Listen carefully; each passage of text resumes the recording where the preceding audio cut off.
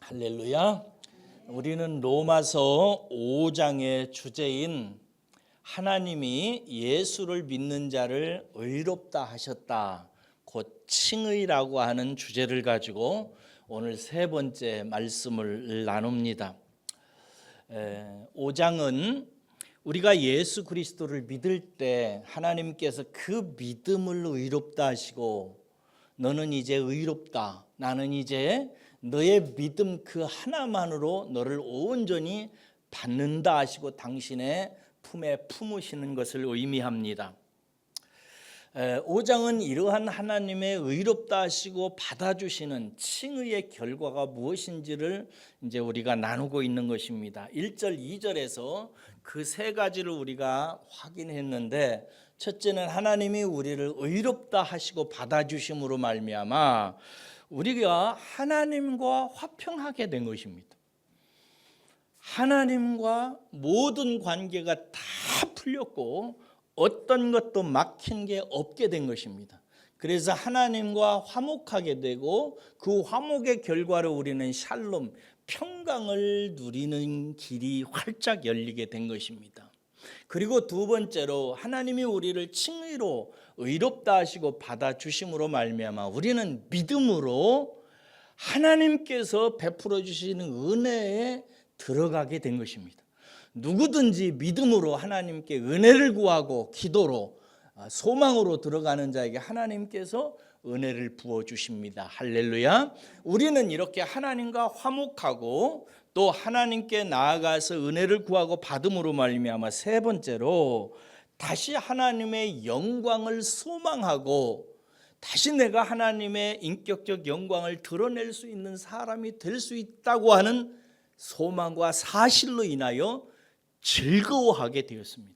사랑하는 여러분, 우리는 하나님이 창조할 때 하나님의 영광을 위해서 창조하셨습니다.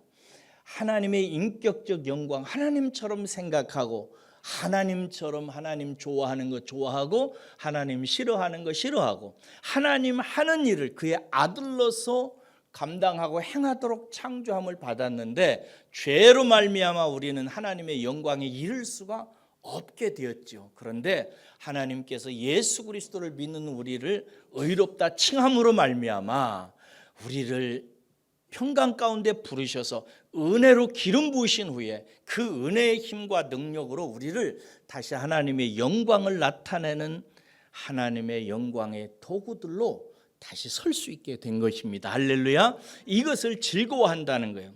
그런데 사도 바울은 이 세 가지를 얘기한 후에 3절 4절에서 다만 이뿐 아니라 또 있다고 하면서 그 즐거움의 내용을 더욱 심화시킵니다. 그게 뭐냐면 심지어 환난에도, 불같은 시험에도 우리는 즐거워할 정도라고 하는 것입니다. 환난이 무슨 즐거움이 되는가? 그에 대해서 사도 바울은, 왜냐하면 환난은 인내를, 인내는 연단을, 연단은 우리가 소망하는 하나님의 영광을 나타내는 사람이 되는 것을 성취하고 이루기 때문이라는 사실을 우리에게 가르쳐 주었습니다. 그래서 환난은 성도로 하여금 성도의 진가, 하나님의 영광을 나타내는 존재로서의 진가를 드러내는 과정, 프로세스라고 하는 사실을 말씀드렸습니다. 그러므로 하나님께 의롭다 받아들여진 성도는 마땅히 하나님의 영광을 소망하는 인생의 목표가 있어야 될 줄로 믿습니다. 저는 이게 정말 여러분 중요하다고 생각합니다. 예수 믿어서 그저 세상적인 복 받고 건강하고 자식 출세하고 이런 것은 세상 사람들의 소원이고, 우리의 소원은 뭐냐면 우리를 원래 하나님께서 지으셨을 때 하나님처럼 살게 하려고 지으셨잖아요. 하나님의 영광을 위하여. 그러니까 하나님의 영광을 온전히 나타났던 예수님처럼 내가 변화되어지는 것, 예수님 닮아가는 것, 이것이 우리의 인생의 소원이 되고 그렇게 다시 바라볼 수 있게 된 하나님의 칭의의 사건, 우리를 의롭다 하시고 받아주시는 이 영광을 인하여 사랑하는 여러분 기뻐하고 이 하나님의 영광의 인격적 소망을 마음에 품으시고 그것을 소원으로 마음에 담으시기를 주의 이름으로 축복합니다. 그러셔야 됩니다. 그런데 여기서 오늘 우리는 우리의 이러한 영광에 대한 믿음을 솔직히 한번 시험해 봐야 될 필요성이 있습니다. 여러분, 하나님은 여러분들을 예수 믿을 때 의롭다 하시고 다 받으셨습니다. 이 사실을 여러분 믿으십니까? 네, 이것 믿음이 와야 됩니다. 그런데 여러분, 본문은 의롭다함을 받은 성도가 확신하고 기쁘게 바라봐야 되는 것이 있다고 말하는 거예요. 그게 뭐냐면 하나님의 영광이라고 하는 성도의 진정한 소망입니다. 이제 나도 하나님의 인격적 영광을 나타내는 사람으로 변화될 수 있다라고 하는 확신과 믿음이 와야 됩니다. 다른 말로 말하면 하나님의 인격적 영광을 나타냈던 예수님처럼 나도 바뀔 수 있다고 하는 사실입니다. 나도 예수님처럼 생각하고 나도 예수님 좋아하는 것 좋아하고 예수님 싫어하는 것 싫어하고 나도 예수님이 살았던 모습처럼 나도 변화될 수 있다라고 하는 믿음과 확신으로 인한 즐거움이 내게도 있어야 된다는 사실이에요. 여러분, 여러분이 예수님처럼 될 수 있다고 하는 이 진리를 믿으십니까? 아무도 지금 아멘 소리가 안 나옵니다. 나도 예수님처럼 된다. 나도 하나님처럼 산다. 라고 하는 이 진리가 우리 안에 와야 됩니다. 혹시 이 진리가 믿기지 않는다면 아이고 그건 정말 나에게는 아이고 그런 일이 어디 있겠습니까? 라고 하는 식으로 마음에 생각이 든다면 오늘 5절이 어떻게 시작되는지를 보십시오. 소망이 우리를 부끄럽게 하지 아니하며 이렇게 되어 있습니다. 우리의 이 하나님의 영광에 대한 소망이 우리를 뭐하지 않게 한다고요? 부끄럽게 하지 않는다라고 얘기해요. 여기서 부끄럽다는 말은 무슨 뜻이냐면요, 원어에 보면 실망스럽다, 부끄럽게 만들다, 결국 굴욕당하다 이런 뜻입니다. 요즘 젊은이들 말로 얘기한다면 희망 고문이다 이런 뜻입니다. 하나님의 영광에 대한 소망은 오늘 본문 말씀은 무슨 뜻이냐면 우리를 절대 실망시키지 않는다라고 얘기를 하고 있어요. 예수님처럼 변화된다는 말은 우리를 나중에 부끄럽게 만들지 않는다는 것입니다. 여러분, 비유를 들어볼까요? 아버지를 어린 아들은 굉장히 부러워합니다. 존경하고. 하늘나라에 수많은 인간이 있지만요, 먼저 한 아버지의 아들의 눈에는 아버지가 제일 크게 보입니다. 그렇죠? 아버지가 제일 멋져 보여요. 그래서 아버지처럼 되고 싶은 마음이 아들의 마음속에는 자리 잡고 있어요. 그런데 아들은 현재 자기는 너무 작거든요. 아버지처럼 힘도 없어요. 팔싸움 하면 100번 하면 100번 집니다. 아버지는 나를 무등 태우는데 나는 아버지를 들 힘이 없어요.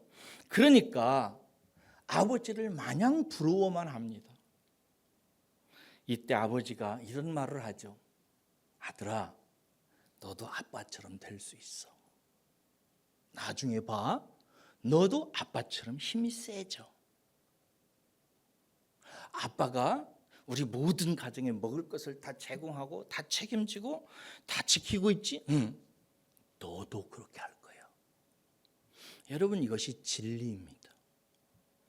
아들 눈에는 현재의 상황으로서는 너무나 비현실적인 얘기로 들리지만 아들은 그렇게 성장해 갑니다. 성장하면서 아빠처럼 생각하기 시작하고요. 아빠처럼 세상을 분별하기 시작하고요. 마침내 아빠처럼 행동하고 살게 됩니다. 이것이 하나님의 창조 안에 넣어놓은 생명의 원리입니다. 씨앗의 비유를 여러분 들어보십시오. 씨앗은 작고 잎도 없고 줄기도 없습니다. 하지만 씨앗 속에서는 잎도 있고 줄기도 있고 큰 나무도 있고요.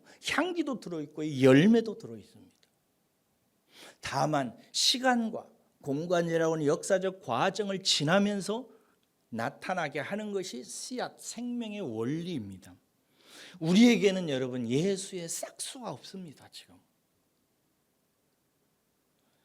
제가 말씀을 통해서 여러분들이 예수처럼 된다고 그랬는데 우리가 지금 생각할 때는 씨앗과 같아서 어디에도 예수의 싹수가 보이지 않는 것처럼 보입니다. 그러나 여러분 안에는 하나님께서 성령의 능력을 믿음을 믿을 때 예수의 생명을 넣으셨습니다. 믿으십니까? 이 예수의 생명은 시간과 공간을 타고 흘러가면서 여러분들에게 예수의 싹이 나오고 예수의 가지가 나오고 예수처럼 자라나기 시작할 것입니다. 이것이 생명의 원리예요.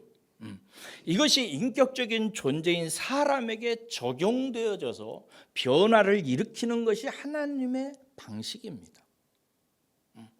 이 원리에 의해서 모든 사람은 꿈을 꾸고요, 바라보고 연습하고 훈련해서 그렇게 되어져 가는 것입니다. 어린아이가 피아노를 시작할 때 어린아이의 손가락은요, 장난감을 잡거나 밥 숟가락을 만지는 정도의 손밖에 되지 않습니다. 그러나 훌륭한 선생은 그 아이에게 피아노를 가르치면서 말합니다. 네 속에 피아니스트가 있어. 네가 나중에 훌륭한 피아니스트가 될 거야. 그러니까 열심히 연습만 해. 연습이 네 속에 있는 위대한 피아니스트를 세상에 내는 방법이야. 죽도록 연습해. 어려워도 참아. 해봐. 하면 위대한 피아니스트가 나와. 이 존재의 원리를 듣고 믿고 따르는 자는 그 사람이 되어져 갑니다. 앞에서 제가 우리의 믿음을 시험해 보자고 말씀드린 것을 상기하십시오. 아들이 아빠의 말을 들어요. 너도 아빠처럼 될 거야 라고 말할 때 아들은 정말 하면서 기뻐하기 시작합니다. 정말이지? 그럼 다른 사람이 말했다면 안 들을 겁니다. 그런데 자기가 존경하고 신뢰하고 믿고 의지하는 아빠가 말하니까 정말? 그럼 밥만 열심히 먹어. 아들은 기뻐하기 시작합니다. 씨앗 속에 잎도 줄기도 큰 나무도 있다라고 하는 말을 듣고 그러므로 아들은 고개를 끄덕거리기 시작하죠. 피아노를 배우는 아이가 선생님의 말씀을 듣고 소망 중에 열심히 연습하는 것은 당연한 것입니다. 마찬가지로 사랑하는 여러분, 내 안에 여러분 안에 예수 생명이 있다라는 말을 듣고 예수의 모습이 내게서 나타난다고 하는 사실을 믿는 것도 하나님의 아들들에게서는 자연스러운 일이 되어야 됩니다. 그렇지 않겠습니까? 그래서 성경은 우리의 소망은 부끄럽지 않을 것이다. 우리가 갖고 있는 소망은 나중에 우리를 실망시키거나 사람들 앞에서 모욕되게 하거나 희망 고문이 되어서 나중에는 에휴 쓸데없는 소리 들었네 라는 결과로 나타나지 않을 것이라는 것입니다. 그런데도 혹시 여러분 마음속에 아니야 나는 아니야. 목사님은 그렇게 된다는 거 어느 정도 믿을 수 있겠는데 아브라함과 야곱과 이삭의 하나님은 믿겠는데 다윗과 모세와 이런 사람들의 하나님은 그렇게 그를 만들었을지는 모르는데 나는 아니야 라고 생각할지 모르겠어요. 그 실체가 뭔지 아세요? 내 마음속에서 나는 이라고 자꾸 생각하게 되는 만드는 그 실체가 뭐냐 이 말이죠. 어린아이가 내가 아빠처럼 된다고? 내가요? 라고 생각하는 아이와 같은 것. 씨 속에 잎이 있다고? 그런 말이 어디 있어? 이 작은 곳에 그런 게 어디 있어? 라고 말하는 것. 내 손으로 피아노, 유명한 피아니스트는 피아노를 친다고 이 손으로요? 라고 생각하는 어린아이의 마음속을 사로잡고 있는 그것을 성경은 뭐라고 얘기하는지 아세요? 불신, 믿음이 없다라고 얘기합니다. 다시 말씀드립니다. 여러분들은 예수님처럼 됩니다. 이것이 성경의 우리 아버지의 약속입니다. 믿는 자는 그러므로 예수님처럼 생각하기 시작하고 예수님처럼 예수님 좋아하는 것은 좋아하고 예수님 싫어하는 것은 싫어하기 시작합니다. 그리고 조금씩 예수님처럼 자라나게 되고 나중에는 예수님처럼 온 우주를 다스리는 예수님처럼 큰 사람이 되어져 갑니다. 이러한 것에 대한 믿음 없음, 이렇게 말씀이 하나님께서 말씀하시는데도 불구하고 그래도 나는 이라고 불신하는 이유, 이 범인을 찾아야 됩니다. 이 변화가 내게 달렸다고 생각하는 여러분 자신이 여러분의 원수입니다. 이 말을 들으면서 나는 그렇게 될까? 라고 생각하는 여러분들이, 그렇게 생각하는 여러분 자신, 그 자신이 여러분의 원수입니다. 어떻게 생각하면 나는 나 같은 게 내 꼴이 이런데 라고 생각하는 사람은 어떤 면에서 참 착한 성도예요. 착하잖아요. 어떤 면에서 참 겸손하잖아요. 왜? 양심이 있으니까. 그런데 여러분, 우리가 이미 살펴봤지만 우리의 양심, 그리고 이 양심이라고 하는 뿌리에서 만들어낸 율법의 본래 의도는 그렇게 나는 못해 라고 만들기 위해서 준 것이 아닙니다. 양심과 율법은 그저 내가 죄인이라고 하는 사실을 깨닫게 하려고 하는 것이 목적이에요. 그런데 어떤 사람은 이 양심과 양심의 토대 위에서 도덕과 윤리를 실천해서 율법으로 하나님 앞에 서려고 하는 성향이, 이런 표현을 쓰기 뭐합니다마는 여러분 마음에 새기기 위해서 씁니다. 그냥 징글징글하게 마음속에 붙어 있습니다. 제가 왜 율법을 자꾸 얘기하고 율법 신앙을 여러분들에게 빠지지 말라고 얘기하냐면요, 징글징글하게 우리의 양심에서 나온 율법적 욕망으로 하나님 앞에 서야 된다고 생각하고 그것으로 나의 가능성을 늘 지렛대 삼습니다. 그런데 여러분, 비록 양심에 의해서 내가 착한 마음으로 그렇게 하는 것일지라도, 양심 있는 소리일지라도, 여러분, 우리의 양심과 율법으로 하나님 앞에 서는 것은 아예 불가능합니다. 우리는 양심과 율법의 행위로 하나님 앞에 서서 내가 뭔가를 할 수 있고 하나님 앞에 의롭다 칭함을 받는 길은 아예 없다고 우리는 로마서 4장까지의 이야기를 통해서 수없이 살폈습니다. 그런데도 불구하고 당신은 예수처럼 될 수 있어요. 하나님이 당신을 그렇게 만들어요 라고 얘기하는데, 내가 라고 얘기하는 것은 그렇게 만들어가고 그렇게 돼야 되는 주체가 자기 자신이고, 자기가 조금이라도 뭔가 해야 된다고 하는 사실 앞에서 나는 자격 없다고 생각하기 때문입니다. 그러므로 원수는, 때려잡아야 되는 놈은 누구냐? 자기 자신입니다. 원수는 밖에 있지 않습니다. 나입니다. 여전히 나의 의와 공로로 하나님 앞에 서려고 하는 이 마음에 뿌리 깊이 자리 잡고 있는 율법적 성향이, 양심을 통해서 하나님 앞에 서려고 하는 이것이 우리를 가로막고 있는 것입니다. 그러므로 사랑하는 여러분, 자기 자신을 바라보면서 자신 없어 하는 우리가 변화를 일으키기 위해서, 변화에 참여하기 위해서 우리가 서야 되는 것은 양심으로 말미암는 율법적 의가 아니라 오직 의리를 변화시키는 100% 하나님의 은혜를 알고 깨닫고 그 위에 서야 됩니다. 은혜의 신앙이 아니면, 은혜의 뿌리를 두고 은혜의 기둥을 삼고 은혜로 꽃을 피우는 원리를 깨닫지 않은 성도는 이 길을 갈 수 없습니다. 오직 하나님의 은혜를 알고 깨닫고 그 위에서 경영해야 됩니다. 그러시기를 주의 이름으로 축원합니다. 그런 마음으로 5절을 다시 보십시오. 소망이 부끄럽지 아니함은 실망시키지 않는 이유를 말합니다. 5절은 그 다음에 읽어보겠습니다. 시작. 우리에게 주신 성령으로 말미암아 하나님의 사랑이 우리 마음에 분바되었기 때문이라는 것입니다.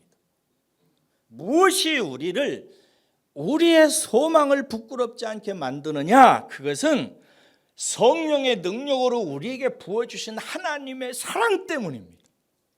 이 사랑이 우리를 예수 닮게 만듭니다.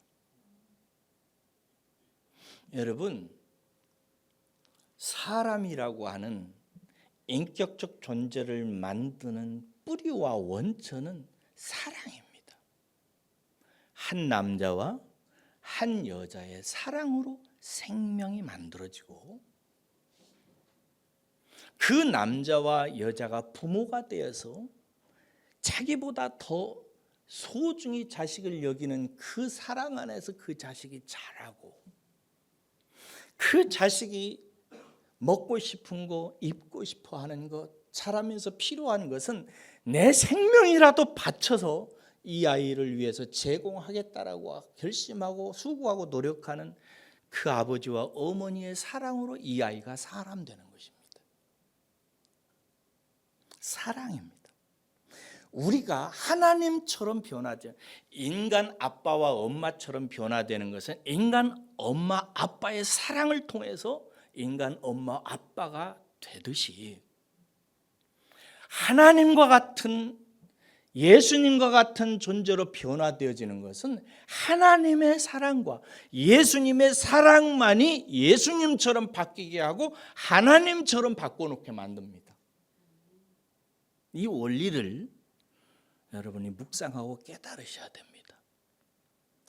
내가 우리 아빠처럼 되고 우리 엄마처럼 되는 것은 우리 엄마 아빠의 사랑으로 태어나고 엄마 아빠의 사랑을 입어서 그렇게 변화되어져 가는 것입니다. 이게 없으면 짐승이 됩니다. 엄마 아빠가 사랑해서 이 아이를 낳고, 사랑의 엄마 아빠의 품에서 자라고, 그 가정에서 엄마 아빠를 보면서 엄마 아빠처럼 변화되어져 가듯이 우리 하나님의 그 사랑, 우리 예수님을 통해서 나타난 그 사랑이 우리를 잉태했고, 그렇죠? 우리가 거듭났고, 거듭난 예수 생명이 내 안에서 있어서 그 예수가 나의 인격적 삶을 통해서 나타나는 것은 그 예수의 사랑과 그 하나님의 사랑이 우리를 그렇게 만들어내는 것입니다. 이 원리를 깨달으시기를 주의 이름으로 축원합니다. 우리를 하나님처럼 만들어내는 것은 하나님의 사랑 외에 없습니다. 우리를 예수님 닮게 만드는 능력은 예수님의 사랑 외에 다른 게 없습니다. 이것입니다. 이걸 깨달으셔야 돼요. 하나님께 의롭다함을 받은 성도는 첫째로 아까 말씀드린 대로 하나님과 화평하게 돼요. 모든 막힌 담이 다 허물어져서 하나님의 앞에 나아가는 자마다 마음의 평강이 자리 잡습니다. 그 사람은 두 번째로 뭐가 주어진다고 그랬어요? 믿음으로 은혜에 들어가게 돼 있어요. 은혜 받아야 됩니다. 믿음으로. 은혜의 문으로 힘차게 들어오면 그가 은혜를 받게 돼요. 그러면 마음의 변화가 되는데 하나님의 영광을 바라고 즐거워하는 소망을 갖게 돼요. 이 소망이 얼마나 놀라운 것인지, 그가 당하는 환난에도 환난은 인내를, 인내는 연단은 그 소망을 이루게 만드는 과정이 돼요. 프로세스가 돼요. 그러므로 사랑하는 여러분, 여기에서 핵심이 뭐냐? 우리 역할에서 의롭다함을 받은 성도는 은혜 아래 들어가야 되고 은혜를 소망하고 은혜를 붙들어야 돼요. 우리가 변화되기 위해서, 하나님처럼 내 인격이 변화되기 위해서 우리에게 필요한 것은 은혜 하나입니다. 믿으시기를 주의 이름으로 축원합니다. 소망을 하나님처럼 변화되어지는 것, 예수님의 인격을 닮아가는 데 두셔야 돼요. 다른 데 신앙의 목표를 두면 이건 안 돼요. 그것은 곁가지요. 맨날 복 받으려고 하고 복권 되려고 막 사면서 막 기도하는 사람도 제가 봤어요. 그런데 뜻 두지 마시고요. 하나님이 우리를 예수 그리스도 안에서 구원한 것은 예수님처럼 만들려고 하는 거예요. 맏아들을 본받게 하려 함이라. 하나님의 신성에 참여한 자가 되게 하기 위해서, 그래서 영원한 하나님 나라를 기업으로 우리가 받아서 그 나라를 하나님처럼 통치자가 되게 하려고 우리를 창조하셨고 다시 부르셨다고. 이 꿈과 이 열망이 우리의 소망이 돼야 돼요. 그 소망 받으시기를 주의 이름으로 축원합니다. 신앙의 목표와 방향이 그쪽으로 가야 된다고요. 그쪽으로 가는 사람은 내가 내 양심과 율법의 능력으로 하나님을 닮고 예수 그리스도의 인격을 나타낼 수 없다는 사실을 깨달아야 되고, 그걸 깨달은 사람은 하나님의 사랑과 예수님의 사랑이 나를 변화시킨다고 하는 사실을 깨달아가게 되는 것입니다. 그것을 구하기 시작하는 거예요. 하나님의 사랑, 예수 그리스도를 통해서 나타나는 하나님의 그 놀라운 사랑, 그것이 우리를 변화시키기 시작하고 예수 그리스도의 DNA가 내 속에서 싹이 트고 잎이 나고 줄기를 뻗고 향기를 내고 열매 맺게 만들어내기 시작하는 것입니다. 그래서 여러분, 우리는 하나님의 사랑을 깨닫고 체험하는 것이 우리 인생의 절대 요소입니다. 바울은 이것을 보충으로 설명하면서 우리들의 변화의 동력인 하나님의 사랑이 어떤 것인지를 말합니다. 거기 보세요. 우리가 연약할 때 기약대로 그리스도께서 경건하지 않은 자를 위하여 죽으셨도다. 여기서 연약하다는 말이 참 의미 있는 말입니다, 여러분.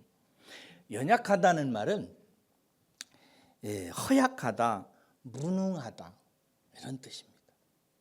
이 말에서 칼빈주의 교리를 설명하는 단어가 나오는데 전적 무능, total inability, 전적 무능이라는 말이 나왔고요. 또 total depravity, 전적 타락이라고 하는 말이 나옵니다.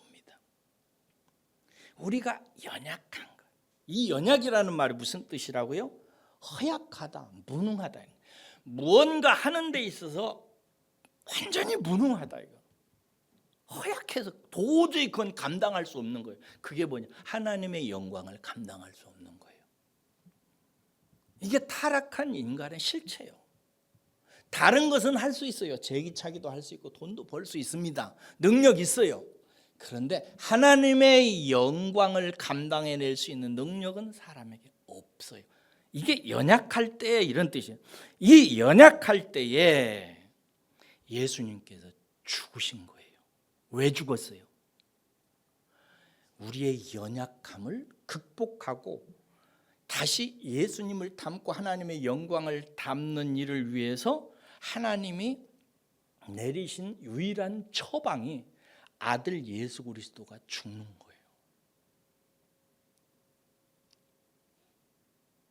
아들 예수가 죽음으로 말미암아 사랑의 희생 제물이 되어야, 그로 말미암아 부름을 받은 하나님의 아들들 속에 예수 DNA가 작동하기 시작하게 되는 거예요. 이건 제가 나중에 더 깊이 설명할 거예요. 예수 그리스도의 십자가 죽으심이, 그 사랑의 희생이 우리를 사람 되게 만들어요. 제가 이걸 오늘은 비유적으로만 설명드릴게요. 제 어머님 얘기를 할게요. 제 어머님은 세 아들을 낳으셨고 세 아들을 다 목사 만드셨습니다. 우리 어머님은 초등학교도 못 나오신 분입니다. 땅 한 평 재산 없으신 분입니다. 대통령이나 장관이나 그런 백 없습니다. 우리 어머님은 아들들을 대학원까지 졸업시켜서 목사를 만드는데 전적으로 무능한 분이십니다. 근데 그 일을 해내셨습니다. 무엇으로 해냈는가? 제 간증으로 얘기할게요. 제가 친구들하고 함께 상경을 해가지고 8명인가 함께 서울로 시골에서 올라와가지고 다른 친구들은 다 이렇게 그 직장에 옛날 미싱 시당 뭐 이런 거 전봇대에 붙여 있잖아요. 그걸 보고 다 직장에 다 들어갔어요. 그래서 저는 마지막 남은 친구 한 명이 가발 공장에 들어가는 것을 확인하고 그리고 혼자 청계천 7가 8가 쪽으로 걸어가면서 뜨거운 눈물을 흘렸습니다. 속으로 이렇게 생각합니다. 나는 절대 공장에 안 가. 제가 공장 가는 사람 비하하는 거 아닙니다. 제 사명 때문에 하는 소리예요. 나는 절대 내 인생을 다른 사장 돈 버는데 평생 절대 안 쓸 거야. 나는 공장에 안 가. 나는 공부할 거야. 하고 청계천 7가 8가로 들어가서 거기에서 공부하기 시작합니다. 이유가 있습니다. 제가 고등학교 2학년 1학기 때 첫 수업을 마친 날 다음 새벽에 자퇴서를 써가지고 선생님 책상 위에다 올려놓고 학교를 나옵니다. 그리고 집에 가서 엄마 나 내일 서울 갈 거야. 왜? 서울 청계천 7가 8가 거기 찾아갈 거야. 거기 왜? 거기 가면 독서실이 많대. 독서실 뭐 하는 곳이야? 공부하는 곳이래. 그런 곳이 있어. 거기 가서 청소하고 일하고 이러면은 거기서 먹고 살 수는 있대. 나는 거기 가서 독서실에 공부할 거야. 그랬더니 우리 어머님이 그래 기도할게 하더니 그 다음날 아침이 됐는데 우리 어머님이 어디서 구해오셨는지 아들 이 목사 밥 먹어 하요. 부엌으로 나갔더니 그날은 이제 부엌 그 안방에서 아빠랑 안 먹고 부엌 바닥에다가 상을 차렸더라고요. 부엌 바닥에 상을 차렸는데 조그마한 밥상 위에 쌀밥이 올라와 있는 거예요. 그때는 쌀밥 이런 거 구경하기 힘든 때였습니다. 쌀밥이 하얀 쌀밥이 놓여졌어요. 그 옆에 무말랭이가 하나 있고요. 그 다음에 하나가 있는데 또 놀라운 게 있어요. 계란이 2개를 어디서 구했는지 어머님이 2개를 구해가지고 삶아서 반쪽을 잘라서 내 토막으로 이렇게 놓고 그 위에다가 깨소금을 이렇게 올려놨어요. 아들 밥 먹어. 서울 가려면 든든히 먹어야지 하더니 제가 부엌 바닥에 앉으니까 당신 수저로 흰쌀밥을 뜨더니 그 위에다가 계란 반 조각을 얹어서 아들 열심히 공부해서 좋은 목사님 돼야 돼 하면서 제 입에다가 이렇게 넣어주셨어요. 제가 그날 어머님이 떠주시는 하얀 흰쌀밥, 무말랭이 그리고 반쪽짜리 계란을 입에 눈물과 함께 넣고 속으로 삼키면서 속으로 다짐합니다. 엄마,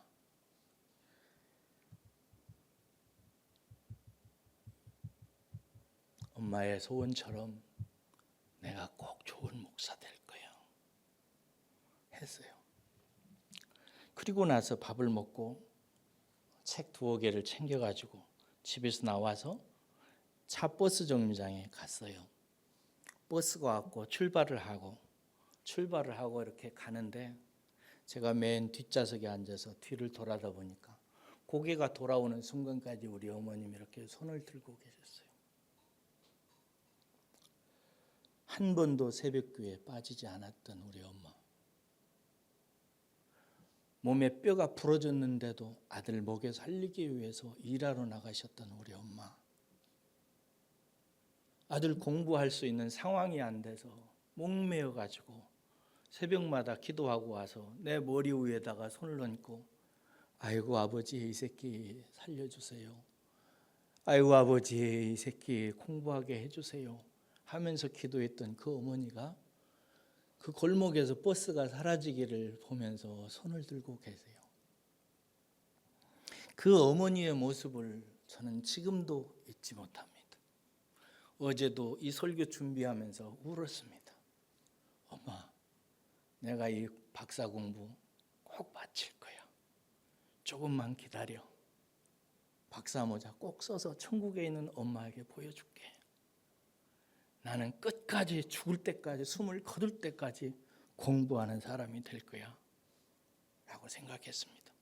나중에 알게 됐습니다만 제가 나중에 검정고시를 보고 합격하고 대학에 합격했을 때 우리 집에 전화가 없어서 친구한테 우리 엄마한테 내가 대학에 합격했다고 알려주라고 했습니다. 지금은 목사가 된 그 친구가 나중에 저한테 알려줬습니다. 정우야, 그때 네 엄마한테 정우 대학 합격했대요 라고 알려주니까 엄마가 문을 팍 차고 나오더니 마당에서 춤을 추더라. 우리 엄마가 막 춤을 추시더래요.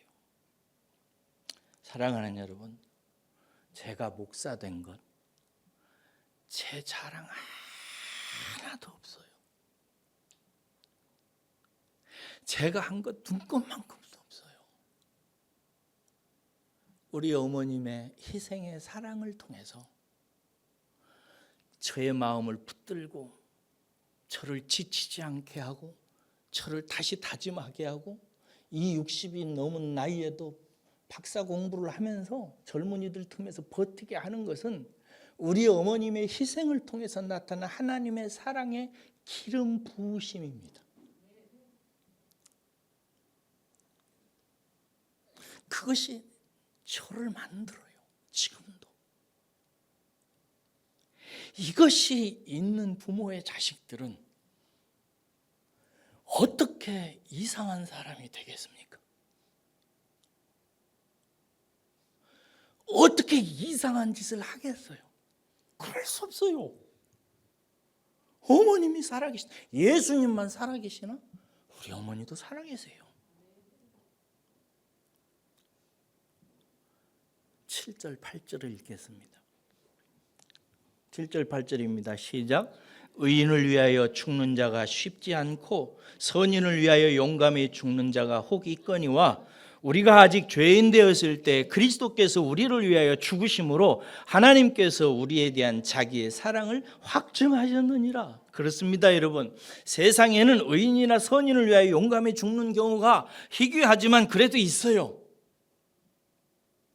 누군가를 위해 죽는다는 것, 훌륭한 사람을 위해서 죽는다는 것, 소망이 있는 아들과 딸들을 위해서 죽는다는 것 훌륭하고 거룩한 일입니다.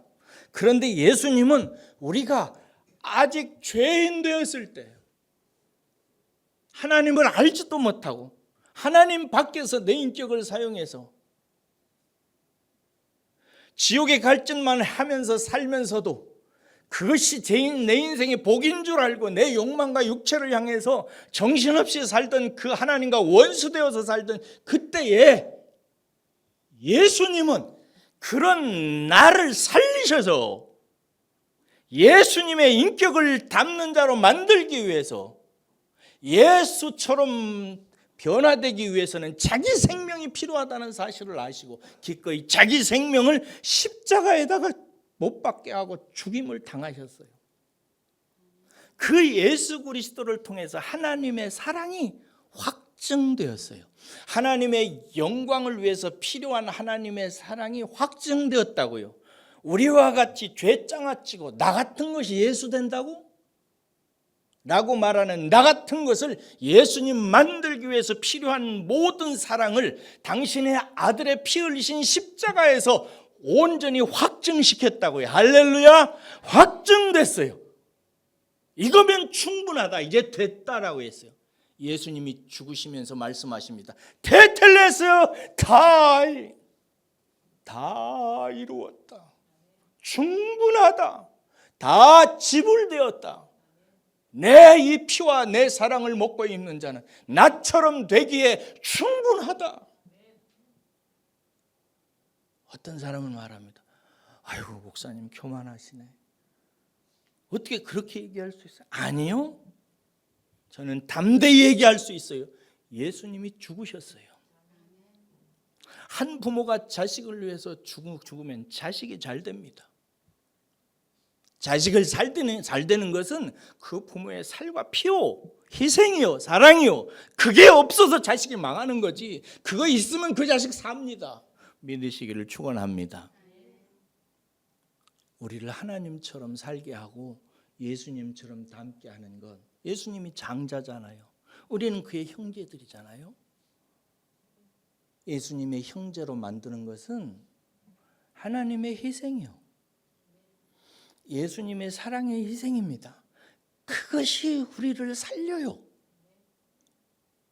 이 사랑을 하나님께서는 의롭다 칭하신 자로 우리를 부르셨을 때 하나님과 화평하면서 하나님께 은혜를 구하려고 은혜 받으려고 들어가는 자에게 성령의 능력으로 기름 부으셔요. 내가 너를 이렇게 사랑한다. 그래서 그 사람은 십자가의 사랑을 깨닫게 돼요. 알게 돼요. 그 십자가의 사랑이 그 사람 안에는 예수 DNA를 일깨웁니다. 예수님의 생리가 살아나게 돼요. 예수 그리스도의 성향이, 성격이, 성품이, 인격이 만들어지기 시작합니다. 그 사람은 오래 참아요.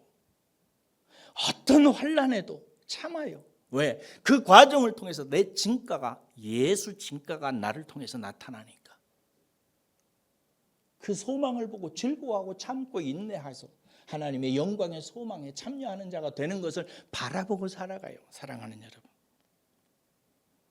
그 후에 나머지는 그렇게 영광으로 변화시키는데 우리가 구원받는 게 문제가 되겠느냐 이 소리예요. 그 다음에는 얘기가. 구원은 뭐 당연한 거죠. 사랑하는 여러분, 우리가 예수 그리스도를 믿었을 때 하나님은 여러분들을 다 받으셨어요. 할렐루야. 하나님이 다 받았어요. 그러니 걱정할 거 없어요. 우리는 아버지의 아들이 됐어요. 아무 걱정 없습니다. 그리고 우리는 이제 믿음으로 그 아버지께 은혜 달라고 들어갈 수 있게 됐어요. 그러니까 부르짖으세요. 달라고.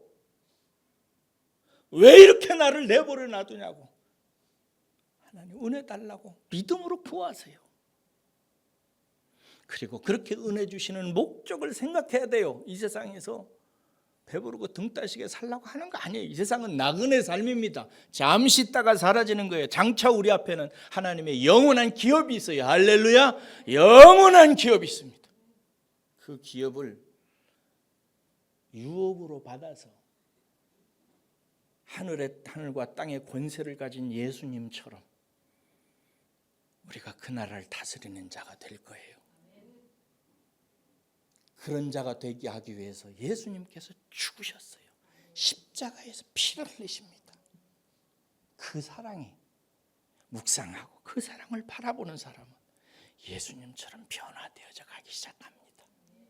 사랑하는 여러분, 기뻐하시고 즐거워하시고 부디 믿으시기를 주의 이름으로 축원합니다. 기도합니다. 사랑하는 우리 아버지.